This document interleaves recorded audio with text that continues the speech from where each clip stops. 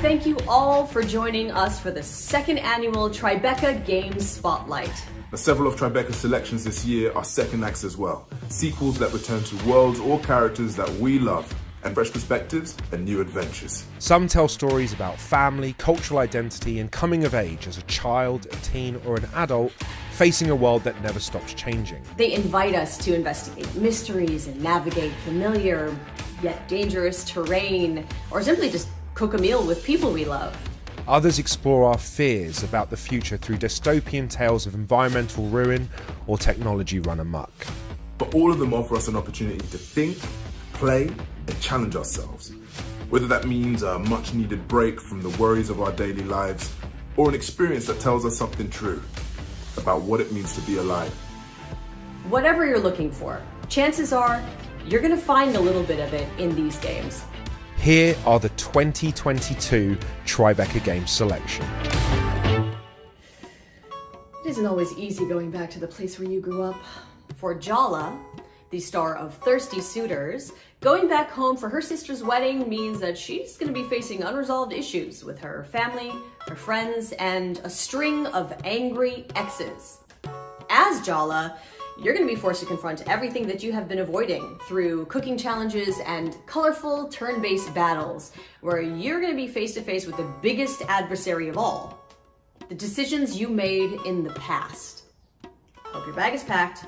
It's time for a trip back home with Thirsty Suitors. Outer Loop Games is a fully remote studio that we started 5 years ago with the idea of making games about underrepresented cultures and themes. The studio is about 15 folks, and we're scattered from Seattle, Washington to Vancouver, to the UK, Toronto, east coast of US, like New York, and then 2 in Brisbane. Our first project was a game called Falcon Age. It's an action-adventure game about raising a falcon and fighting colonizers.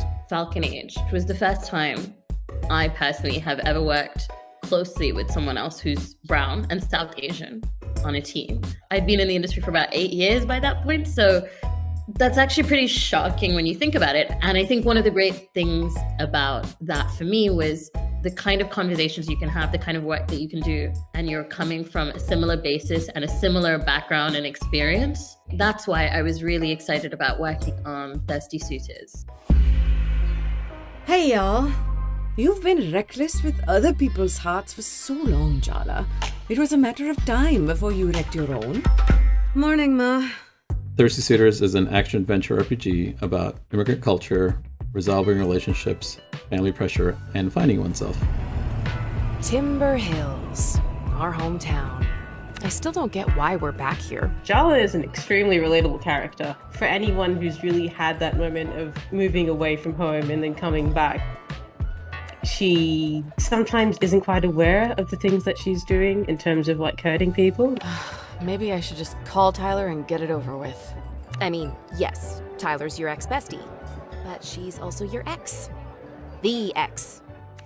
She's kind of a hot mess at the beginning of the game, and that sets up an interesting dynamic for the player to get to know each of her exes.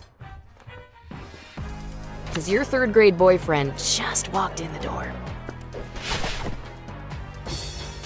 Every time you battle one of your exes, they go into their own inner space, like a fantasy land. You look surprised to see me, Jala. Or are you just admiring the view? So the way we design combat is based on like a non-violent beating up of each other. What I consciously did was not to have any punches that connect. All the props are being used as thrown objects, or punches and kicks exist, but they only exist in the form of like a holographic fist that comes out. Come on, Sergio. Let's dance. Did I mention I spent a year abroad? I learned a lot of new moves in Milan. Trying to distract me with your chest hair is definitely cheating. When we started thinking about the visual inspiration, it was about coming up with a style that matched the lightheartedness and the theme of the game. I wanted to create artwork that felt light, that felt bold, graphic, with vivid colors. I love you, Jala. I have loved you since our hands met reaching for the same tub of lime green Play-Doh in 3rd grade. Love me? This is the longest conversation we've had in over a decade. I enjoyed the fact that this game is about reconciliation because that's something that a lot of people don't get to do in real life. I'm sorry I came on so strong, Jala. I've had this fantasy of you in my head for so long. It's time I got to know the real you. I'm ready to move on if you are. I'm glad we figured that out.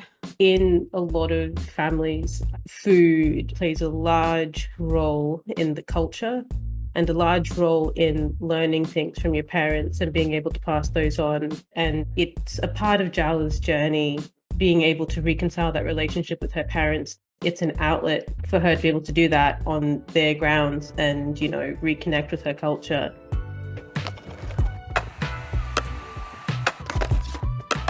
The skating session in our game is supposed to be really easy and accessible. I didn't want to make like this hardcore skate simulator. So the way I've designed the game is to make the players be able to do fun looking things like wall run grinds and other acrobatic tricks on a skateboard without the complexity of button inputs. From where we're coming from, we're making this game that we want it to feel very familiar to immigrants and people of color and particularly like South Asians so that they can see themselves. But I think it's also a very enjoyable act of like speculation and fantasy for anyone else, you know, come be part of this. We're making a role-playing game. Part of the pleasure of that is in inhabiting someone else and living their life. And I think that's kind of what we want to give players, this idea of being very grounded in Jala, this very specific character and her story and her personality, some of which is shaped by her culture and some of which is who she is.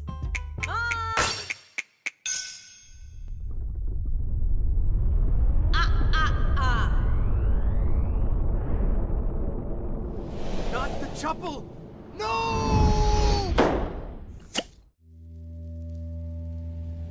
Imagine a world where the richest people on the planet move to Mars in the midst of a climate catastrophe. In the Cub, that's the question facing a child who has found a way to survive in the ruins of a mutated Earth. But when the ultra-rich return on an expedition, they may get a lot more than what they bargained for.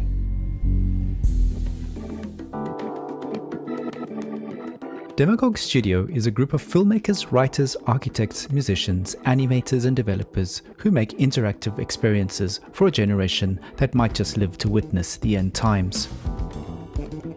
We started experimenting with a couple of satirical games that led to Golf Club Wasteland, our first commercial success. Currently, we Demagogues are working on 2 games, one of which is a prequel and sequel to Golf Club Wasteland, a 2D cinematic platformer called The Cub.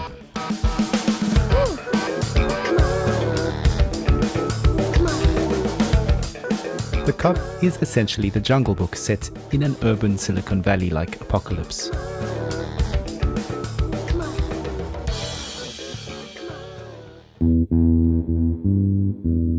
After the Great Climate Catastrophe, the ultra-rich have evacuated to Tesla City on Mars.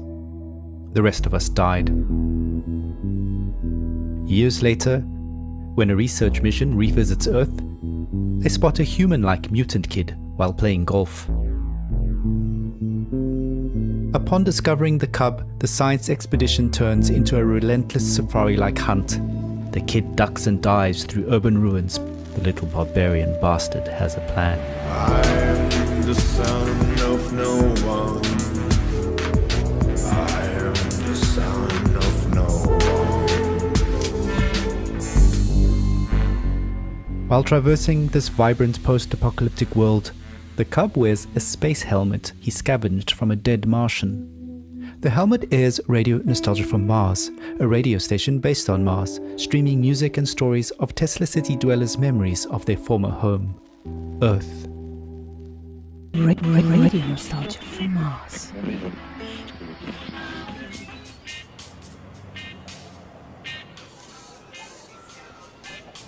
The radio callers are nostalgic for our today. This is Future Archaeology, Future Retro, a sci-fi scenario that prompts us to re-evaluate the things we already have today, from friends and family to basic things like air and water. As Marshall McLuhan would say, we march backwards into the future. Similarly, the brutalist architecture in the environment serves many non-obvious functions. Brutalism stands for the 20th century and its apocalyptic war history.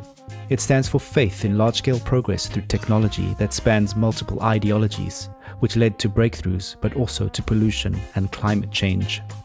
In the 21st century, we have a brutalism of the soul, a reordering of the human psyche through the internet, as exemplified in the millennial pink neons peppered throughout our game's cityscapes, such as digidopamine or doom scrolling.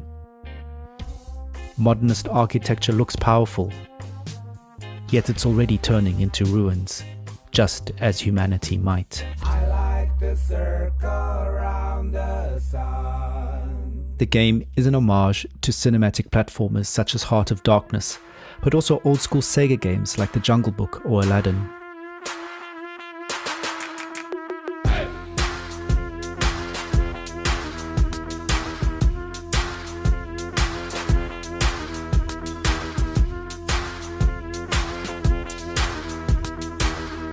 Further inspiration is drawn from classic literature, cinema and popular culture, a reflection on our commitment to storytelling and world building.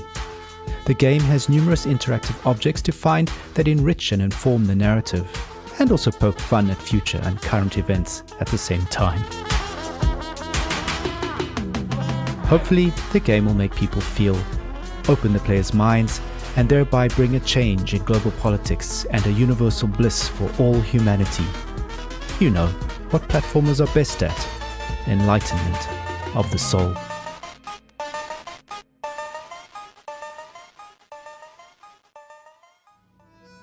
In 1998, the fates of two families converge at a motel in the Arizona desert, where a robbery gone wrong changes all of their lives forever.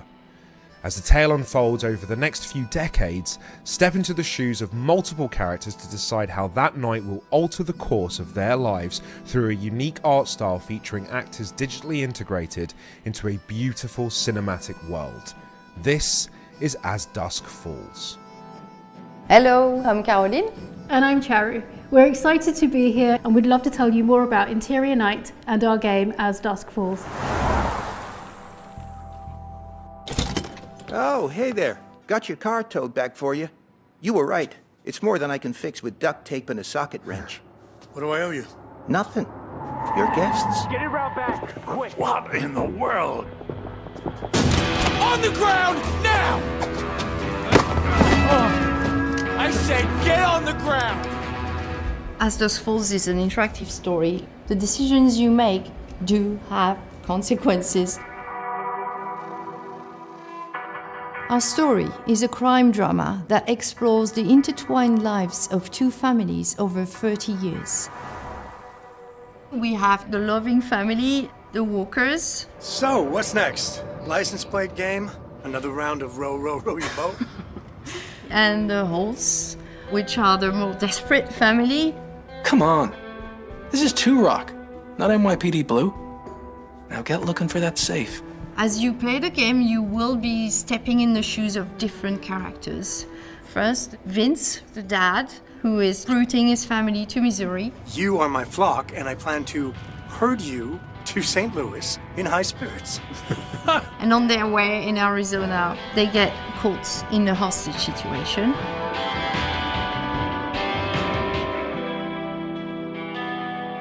There's also Jay, who is one of the members of the other family, the hostage takers, so you get to understand the world from his perspective. Jay! What? Head out of the clouds, little bro. Look, there's enough cash in that safe to put the last few weeks behind us. We stay alive, we keep the house, everything goes back to normal. There's our third main character, who is Zoe. Daddy, are we gonna play? You bet we're gonna play. Who you see across the 6 chapters from when she's 6 until she's 19, and she's becoming this young woman.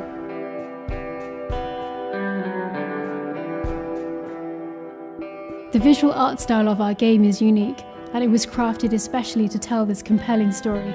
It mixes beautifully painted 2D characters and sets them in an evocative 3D world.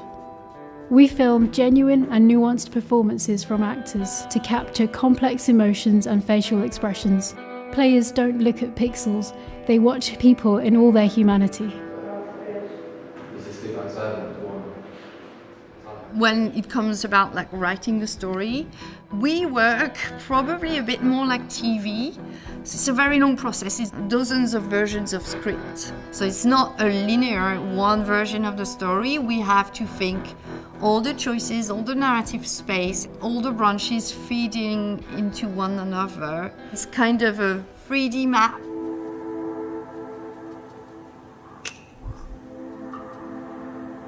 How could you have thought you'd be happier without your family?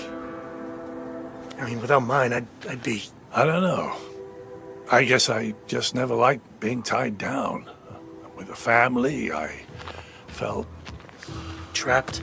We wrote every character from a place of empathy, and we try not to be judgmental towards any of them. We try to understand each of them. And I hope the players will feel the same way and try to empathize and understand and relate with all of them. Did you get the money? Oh, we got it all right. Nice work, guys. Hold on tight.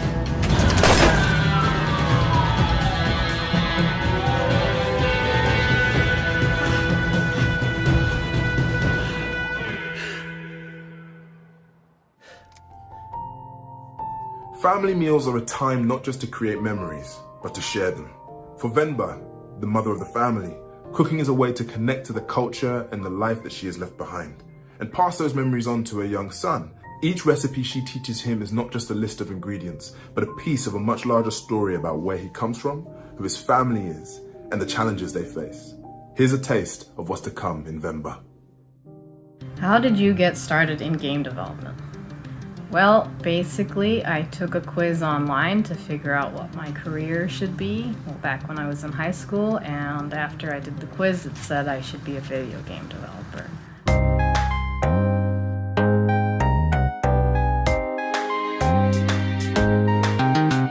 We were working on this project called Balloon Man. It was this Mega Man style boss rush game about this depressed superhero whose superpowers are only to make balloons. We were a couple of months into the project when Abby texted me this paragraph pitch of Wemba. I remember the day I was eating at a restaurant with my mom and my sister.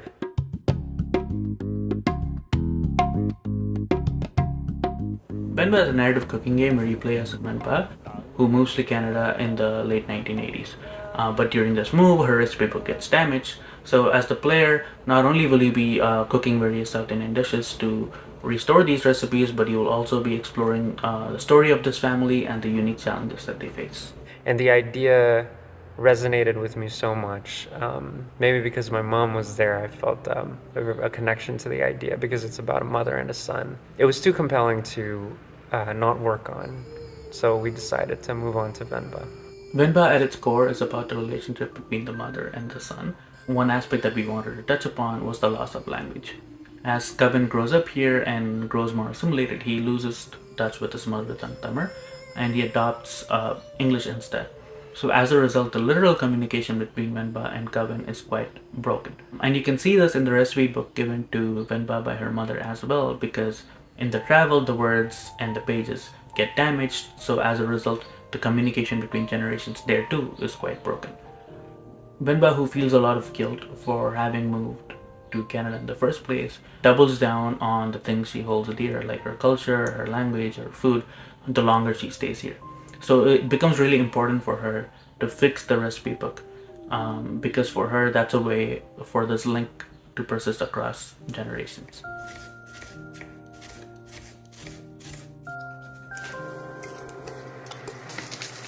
In our household, we very rarely ate outside food, so cooking was very important. Everything was made from scratch and daily. And unlike Wemba, there were no recipes. Food was just made by testing, taste, improvising, and asking around. The cooking gameplay specifically was a big challenge for us.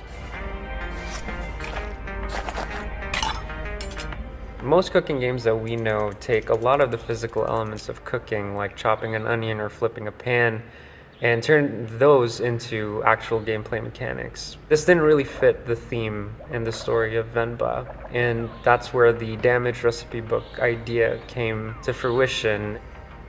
We thought that a puzzle-based cooking game made for a much more compelling and appropriate gameplay mechanic.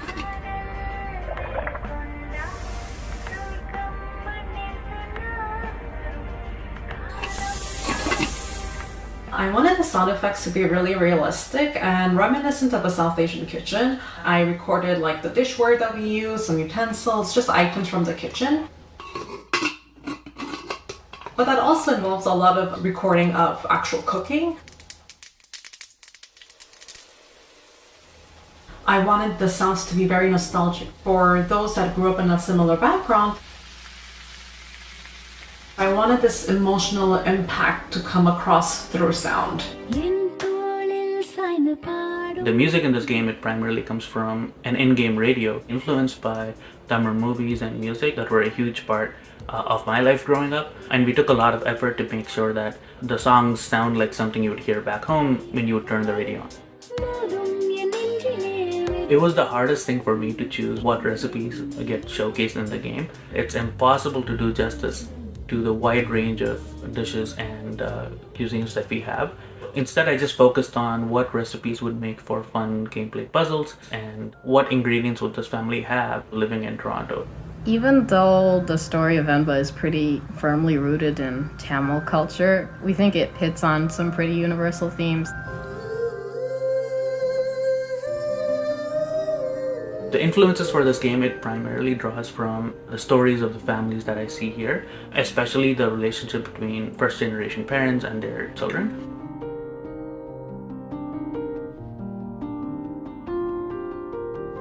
We're hoping that in the future we'll keep being able to tell these kinds of intimate stories through gameplay. You know, maybe it'll make you want to call your mother in the end. 2 years ago, the game A Plague Tale: Innocence invited audiences into the world of Amicia, a teenage girl living in 14th century France. As Amicia, you had to use courage and cunning to protect your 5-year-old brother Hugo from soldiers of the French Inquisition, swarms of rats carrying the Black Plague, and the supernatural evil coursing through Hugo's veins. Now, Amicia and Hugo are back in a new adventure called A Plague Tale: Requiem. Get ready for hand-to-hand battles on ruined castles, thrilling adventures on the high seas, and yes, more rats than ever. Alicia! He doesn't deserve this.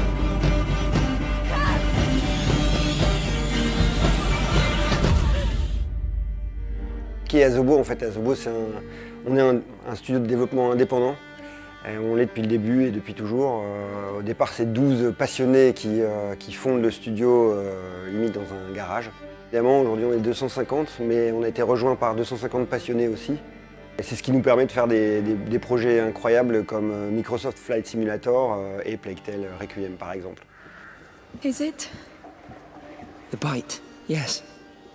They've locked the arena down. They let them die here. It's starting all over again. Plague Tale, c'est notre bébé à nous. En tant que studio indépendant, c'est la première fois qu'on se lançait vraiment dans quelque chose on va dire de personnel, d'intime à l'équipe. On a commencé vraiment de la feuille blanche au départ. Donc on voulait un jeu d'aventure, un third person action adventure. Et on s'est dit qu'en fait notre meilleure chance c'était de partir de notre spécificité de français en fait. On est dans un pays chargé d'histoire, Bordeaux est chargé d'histoire, on vit tous les jours dans des murs qui ont plusieurs centaines d'années. Et c'est quelque chose qu'on manipule avec justesse et ce qui nous a permis de donner au jeu une identité vraiment forte et de s'écarter un peu du côté héroïque fantasy et d'aller dans quelque chose de plus cru qui corresponde exactement à la nécessité de construire une histoire qui s'ancrait dans le réel pour mieux partir dans le fantastique et dans l'émotionnel quand c'était nécessaire. I don't know what's happening to me, Lucas. I feel my mind going. Une grande sœur, un petit frère, c'est quelque chose qui résonne en nous, qui va parler un peu à tout le monde. Et donc ça a été vraiment le point de départ. Hugo et Amicia, ça a été les premiers personnages qui sont nés.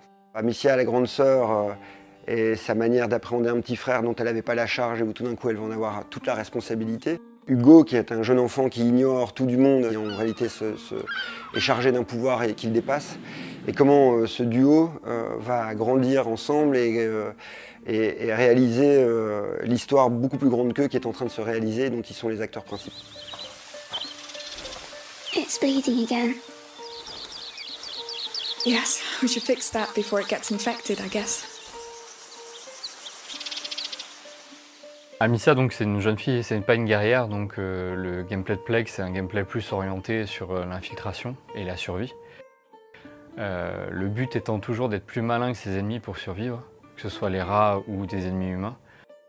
Après, Amicia, il y a des moments où elle va devoir combattre, elle va devoir faire face, donc avoir des phases plus orientées action, plus orientées combat.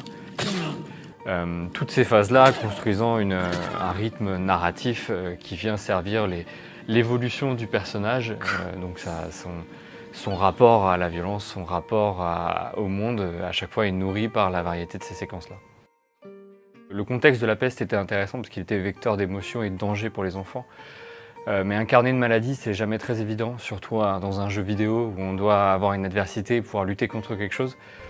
Donc on a utilisé la représentation la plus symbolique de la peste, qui était les rats. Ça faisait une belle incarnation de la maladie, mais pour que ce soit impressionnant et qu'on ait cette sensation de propagation, il en fallait des milliers. Il fallait qu'on ait ces rats qui se déversent dans les champs, dans les forêts, pour montrer la maladie qui progresse et qui ravage tout sur son passage. Donc les rats sont une version amplifiée d'une maladie qui se propage. C'est à la fois une menace mais un outil pour Amicia, c'est-à-dire que grâce au pouvoir d'Hugo, grâce à ses outils à elle-même, elle va pouvoir utiliser les rats pour progresser parfois, mais souvent elle va devoir faire face aussi pour trouver un moyen de les traverser sans se faire dévorer. On écrit nos chapitres un peu comme des épisodes. Cette impulsion qu'on a quand on regarde une série, la retranscrire en jeu vidéo, c'était essentiel pour nous. C'est une technique d'écriture assez large. C'est vraiment une architecture globale qui vient rythmer tout le jeu et bien sûr la narration vient se coller à ça au plus près.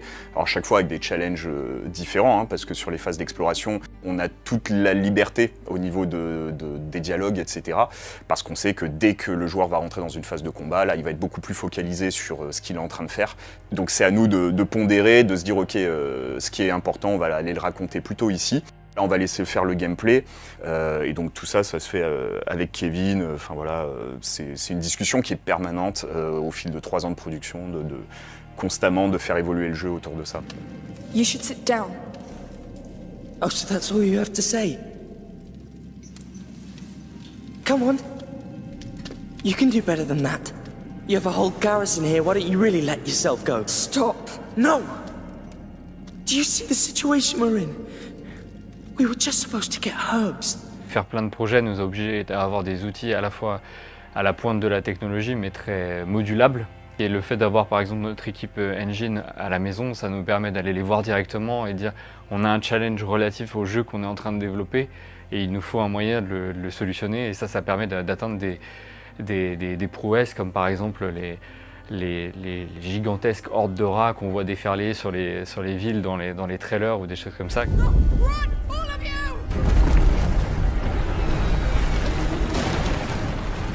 Mais après, on a vu aussi nos faiblesses à certains endroits, notamment puisque, il a fallu s'en rendre compte, les cinématiques qui demandaient une logistique très lourde. Donc en fait, on a vraiment investi sur un studio motion capture qui nous appartient et qui nous a permis d'avoir une énorme flexibilité en termes de tournage.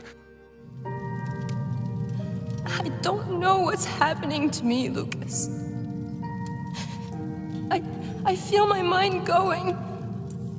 Donc Olivier de Rivière, notre compositeur, c'est quelqu'un qui amène énormément de choses dans le jeu. Et donc il arrive et il a plein d'idées. Et là, on parle vraiment d'émotion, on parle vraiment de comment colorer des scènes donc avec de la musique. Et il y a des moments où il nous sort des compositions incroyables. Et on regarde le level en face ou la séquence en face, on se dit tiens, c'est super ce qu'il a fait, mais nous on n'est pas au niveau du coup. Donc il va falloir se battre un peu pour remonter nos trucs et accompagner sa musique parce que ça marche dans les deux sens.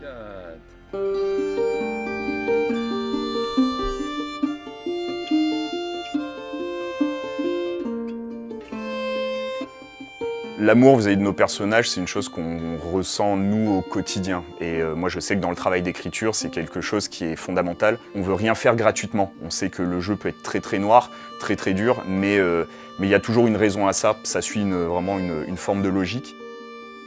À chaque fois qu'on écrit quelque chose ou qu'on réalise quelque chose pour Requiem, quand ça sonne faux ou quand ça passe pas, on sait que Hugo ou Amicia nous disent non, j'aurais pas dit ça, j'aurais pas agi comme ça. Et donc c'est amusant parce qu'ils font le jeu avec nous en fait un peu.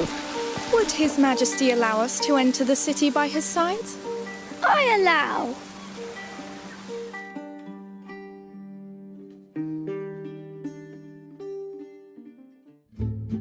When Cuphead came out in 2017, the first thing people noticed was the distinctive cartoon art style, inspired by the golden age of American animation where every frame was drawn by hand. Now, Cuphead is back with a new adventure called Delicious Last Course, with a whole bunch of new enemies and ways to die, and a new heroine named Ms. Chalice. So, if you are up for the challenge, get ready for Cuphead Delicious Last Course.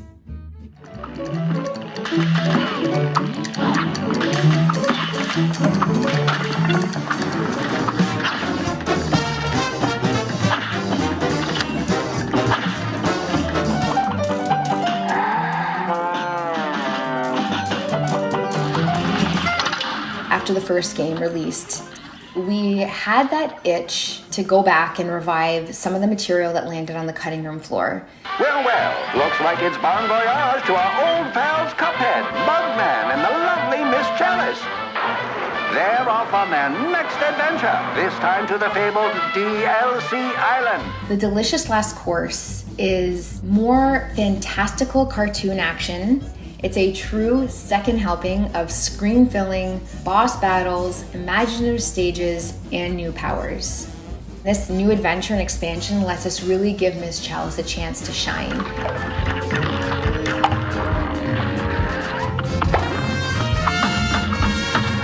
We had always envisioned her playing a really important role as part of the main trio of heroes. This was our opportunity to further explore animation, music, gameplay homages, all of which we didn't get to in the first game.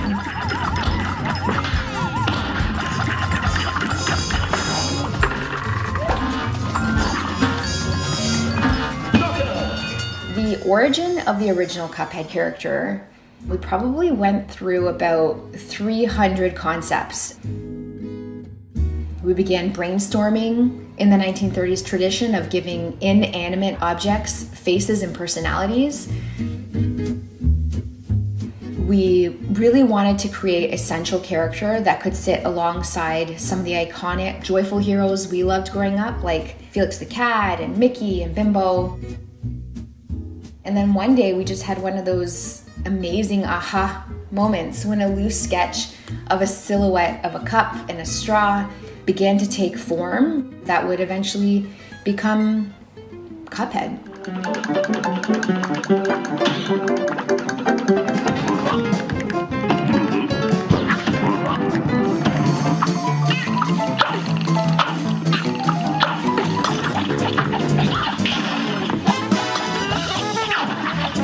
Having the chance to re-explore this world, to make something special for our fans while taking our time on the little details and making sure we're getting them just right. In so many ways, Cuphead, game and character, has been with our whole team through life's many changes. These characters have become like children of sorts, and getting a chance to take them on a new adventure to close this chapter of their story is just really exciting. For there's a new challenge waiting around every corner on the amazing DLC Island.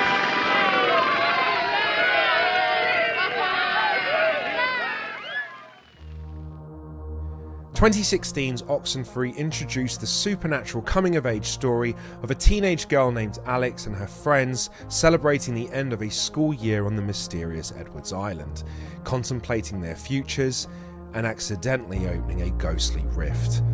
Oxenfree 2 Lost Signals brings us a different kind of coming-of-age story, one about Riley in her 30s facing the choices she made as a young adult and figuring out what comes next. This is Oxenfree 2 Lost Signals. Welcome, welcome. First, we're gonna have a little fun tonight, folks. Residents of Cuphead reported strange interruptions in their radio broadcasts over the summer. 1-1, I need visual confirmation of the clouds above Edwards Island. Over.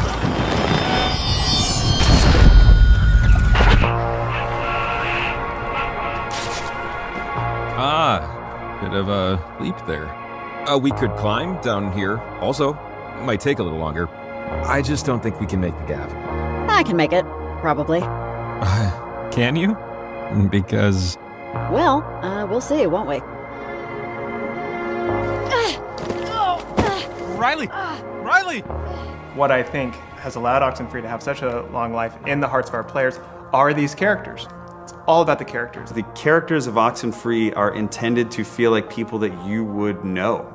You're invested in their well-being. The issues that they deal with are ones that everybody can relate to. What does it mean to lose somebody that you love? What does it mean to be entering a new moment of your life that you're totally unprepared for? It's open-ended enough that you can always ask yourself, what would I do in this situation?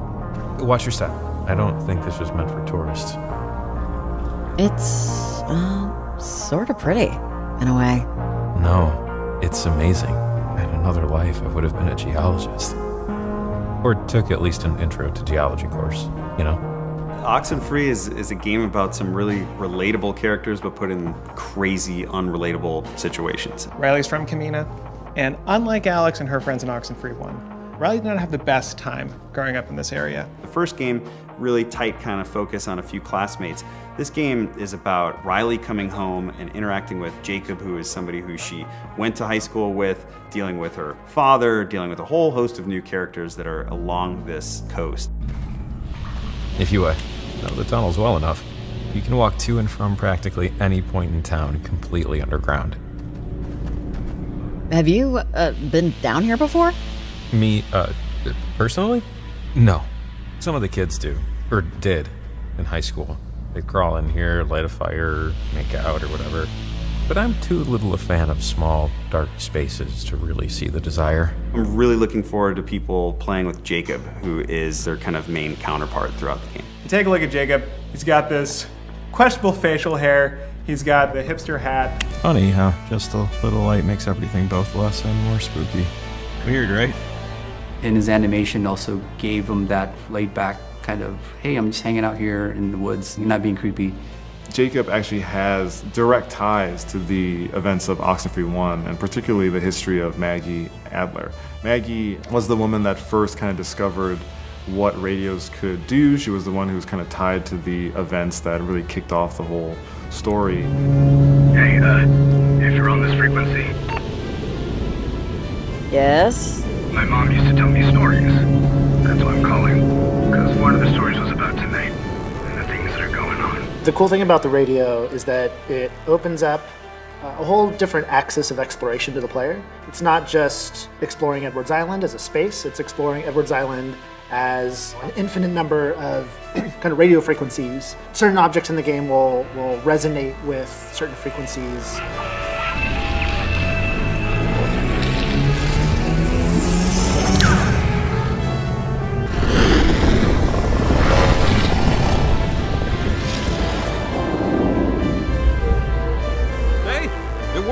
I think.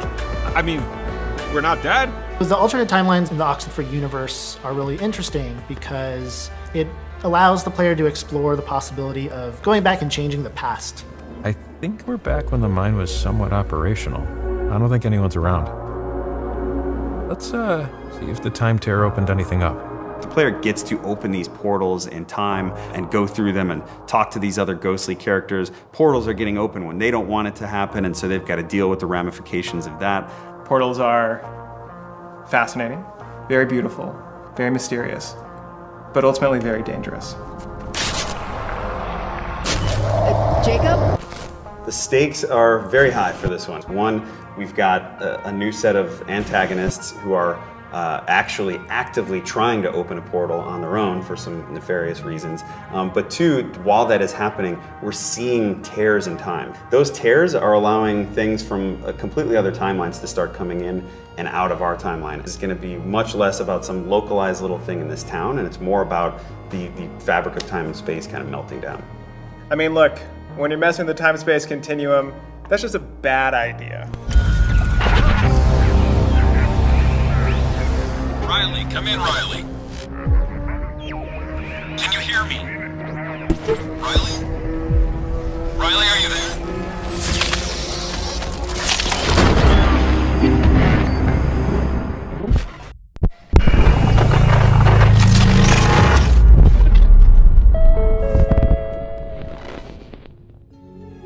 In Immortality, created by Sam Barlow, full transparency, I'm a huge fan of his previous games, Her Story and Telling Lies, you don't just find one, you find 3 unreleased films spanning over 3 decades, and they all star Marissa Marcel, who has since disappeared.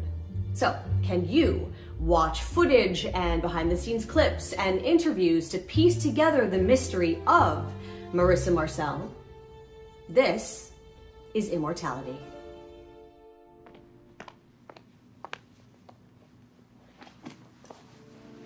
What is your name? Marissa Marcel. First heard about Marissa Marcel in 2015. I was at a party in Hollywood and I was listening in to these old guys, writers, producers who were big in the 70s. They were swapping war stories, gossiping, and one of them brings up the story of Marissa Marcel, this actress who shoots 3 movies over 3 decades and how none of the movies ever comes out. I was interested, and after the party, I went home and I Googled and found very little of anything online, but I was intrigued, so I continued to dig and attempted to find something more concrete. Now, we know you from the movie that you just finished shooting. It is finished, right? Yeah, it's finished. Yeah. If you don't know, it's a bit of a fairy tale. So Arthur Fisher, the great director, who you probably know from his movies such as Marion and The Man Who Dreamed, was casting for his new movie, Ambrosio. And so instead of casting a recognizable face, he wanted to find some fresh talent. So he put the word out and saw, how many was it, 10,000? I think it was over 20,000. 20,000. He saw 20,000 girls, and long story short, he picked you. Yes. 2 years ago, we were approached by an anonymous donor who handed over this huge cache of film. In it was footage from rehearsals, behind-the-scenes B-roll, and completed shots from the shoots. As far as we can tell, this is everything that remains of the 3 Marissa Marcel movies.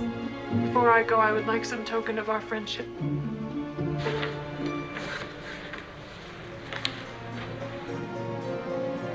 You could have walked away from this. We brainstormed how best to use this footage, how to make it available to the world.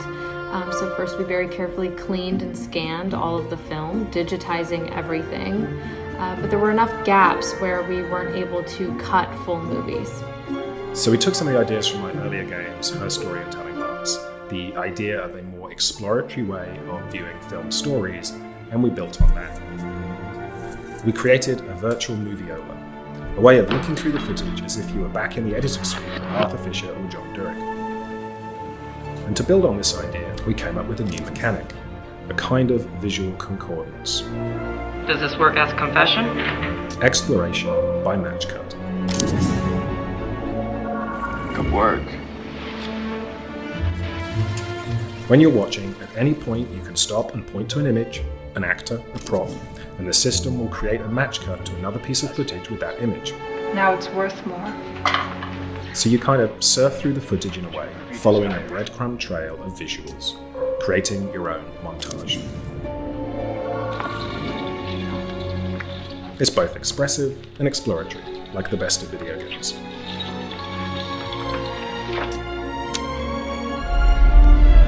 When you have a situation like this, where no one really knows what happened to Marissa Marcel, people tend to fill in their blanks.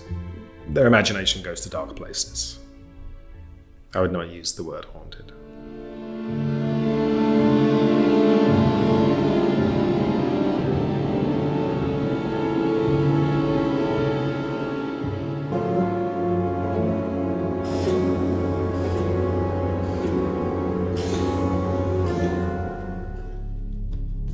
Do you ever wish you lived in a simpler, safer, more optimistic time? Trevor Hill does. He lives in Arcadia, a utopian American town in the 1970s where the future seems brighter than ever. Like the other citizens of Arcadia, he is a contestant on a reality show where viewers are secretly judging his every move. When Trevor learns the truth from a rogue technician, he goes on the run. But how do you escape in a world where everyone is always watching? En American Arcadia, nada es lo que parece. Now in its 55th season, American Arcadia. Y es que Arcadia es en realidad el reality show más visto del planeta y está gobernado por rankings de popularidad. Control subject on the run on camera 4025. Interrupt broadcast immediately. Bienvenidos a Arcadia, una ciudad retrofuturista de los 70, donde todos los ciudadanos disfrutan de una vida de confort y de lujos sin saber que están siendo grabados las 24 horas del día. Para nuestro protagonista, Trevor, que vive una vida simple, aburrida y feliz, esto es un problema. Life was mundane. Y cuando descubre la verdad, tendrá que escapar de Arcadia.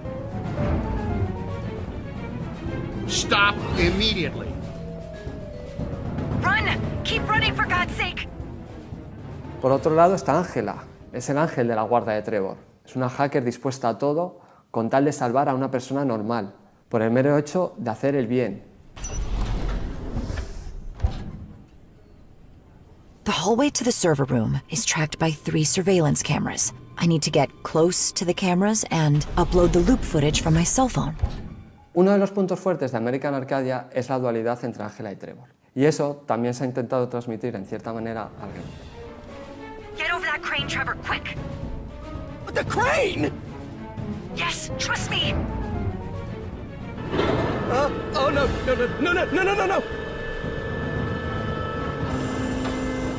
Tenemos dos tipos de gameplay totalmente diferenciados. Por un lado tenemos el side-scroller, el 2.5D, con acción y plataformeo, persecuciones y, como no, puzzles. Por otro lado tenemos la jugabilidad en primera persona, con un tono un poco más pausado, que nos lleva a experimentar mecánicas de exploración, sigilo y hacking, usando siempre los puzzles como parte central de la jugabilidad.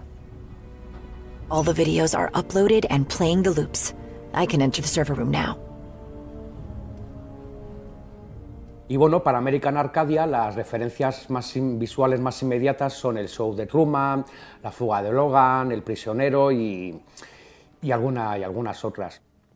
Lo cierto es que muchos de los miembros del equipo nacimos y crecimos durante la década de los 70, por lo que no hemos tenido que ir muy lejos a la hora de buscar inspiración y referencias visuales, puesto que la mayoría las llevamos ya dentro de nuestros propios recuerdos. Muchos de los programas de televisión, series, concursos, etcétera, que veíamos en nuestra niñez, pues están presentes de alguna manera en American Arcadia. Una visión bastante brillante y colorida de lo que serían los años 70. Los personajes, los ambientes, incluso el mobiliario, representan esta versión utópica y bastante kitsch de una ciudad de los años 70.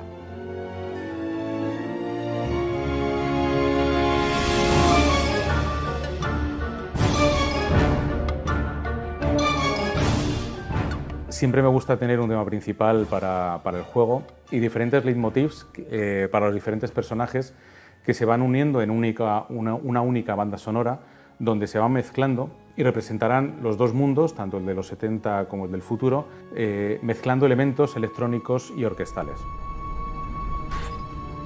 Hey, I can't see anything in here. Jeez, man, just hug your teddy bear real tight while I try to turn on the lights, okay? Okay, is that better? Now, let's try to find a way out of here. Trevor, are you wheezing? You're in terrible shape, man. Don't you get any exercise at all? No, not since PE in high school. Because of my metabolism, I don't easily gain weight, so I don't usually do any... Okay, I'm not here to judge your lifestyle or your dietary habits. Just save your breath and keep going. In American Arcadia, what we want to tell is that you don't need to live just for getting likes on social networks. Just do the things that make you happy. You don't need to care about what the others think.